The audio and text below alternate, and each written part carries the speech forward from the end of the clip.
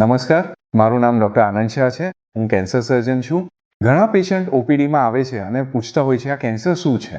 તો કેન્સર એ આપણી બોડીની અંદર જ થતા સેલની અંદરના ચેન્જ છે. તો ચાલો આજે આપણે પહેલા જાણીએ કે આપણે બોડીની અંદર આપણા બધા સેલ્સો કેવી રીતે ડિવાઈડ થાય છે. તો આપણા આખા બોડીની અંદર મૂળભૂત જે અંગ છે તે દરેક અંગની અંદર એક કોષ હોય છે. કોષની અંદર એક ન્યુક્લિયસ હોય છે જેની અંદર આ બધી જાતની એક્ટિવિટીઓ નિયંત્રિત થતી હોય છે.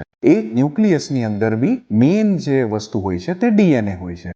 આપણા શરીરની અંદર જે બી આનુવંશિક વસ્તુઓ હોય તે બધાની ડિટેલ્સ ડીએનએની અંદર હોય છે. હવે આ ડીએનએ નોર્મલી ડિવાઈડ થયા કરતા હોય છે. હવે શરીરની અંદર ડીએનએ પર ડેમેજ થાય તો ક્યાં તો એ ડીએનએ એવો સંદેશ મોકલે છે કે કોષને મારી નાખો, અથવા તો એ પોતે જે ડિફેક્ટ હોય છે એ ભાગને જાતે સુધારી લે છે. એટલા માટે આપણા શરીરની અંદર જે બી કંઈ કોષોનું નિયંત્રણ હોય છે તે મેન્ટેન રહે છે. હવે કોઈ પણ બાહ્ય પરિબળ અથવા તો કઈ જીનનો મ્યુટેશનના લીધે જે ચેન્જીસ થાય છે ડીએનએમાં, તો એના લીધે શું થાય કેન્સરની અંદર કે એ ડીએનએ એ જાતે પોતે પોતાની ભૂલ સુધારી શકતો નથી, અથવા તો જે કોષને મારવા માટેનો સંદેશ હોય તે મોકલી શકતો નથી. એના લીધે જે સેલ્સ હોય તે અનિયંત્રિત રીતે ડિવાઈડ થાય છે. આપણા બોડીના નોર્મલ સેલ્સ જ હોય જે અનિયંત્રિત રીતે ડિવાઈડ થાય છે અને એ કેન્સરમાં પરિણમે છે. કેન્સર એ એક જગ્યાએ બેસી નથી રહેતો, એ ધીમે ધીમે એના કોષો ડિવાઈડ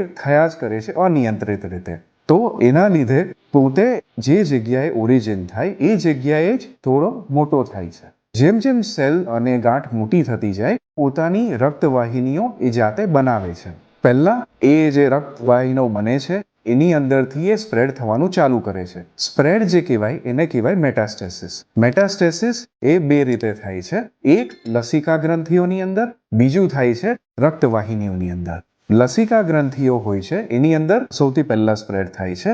એ સેલ આપણે જે ગાંઠ હોય તેમાંથી જ અમુક સેલ છૂટા પડીને લસિકા ગ્રંથિઓમાં જાય છે, જે જઈને આપણા નજીકના જે ગ્લેન્ડ્સ કહીએ એની અંદર સ્પ્રેડ થાય છે, જેને લિમ્ફનોડ મેટાસ્ટેસિસ કહેવાય. જ્યારે પણ આ ટાઈપનું લિમ્ફનોડ મેટાસ્ટેસિસ થાય તે વસ્તુ એ થોડી એડવાન્સ સ્ટેજમાં પરિણમે છે, જેને આપણે ત્રીજા સ્ટેજનું કેન્સર કહીએ. એના પછી બાકીના થોડા સેલ્સ એ છૂટા પડીને રક્તવાહિનીઓની અંદરથી જઈને સ્પ્રેડ થાય છે. યુઝ્યુઅલી આપણા બોડીની અંદર મેઇનલી જે કેન્સરના સ્પ્રેડ થતા હોય એની અંદર આવે છે ફેફસા, લીવર, બોન અને મગજની અંદર સ્પ્રેડ થાય. જ્યારે પણ આની અંદર સ્પ્રેડ થતો હોય છે તો એને ચોથા સ્ટેજનો કેન્સર કહેવાય છે. ધન્યવાદ.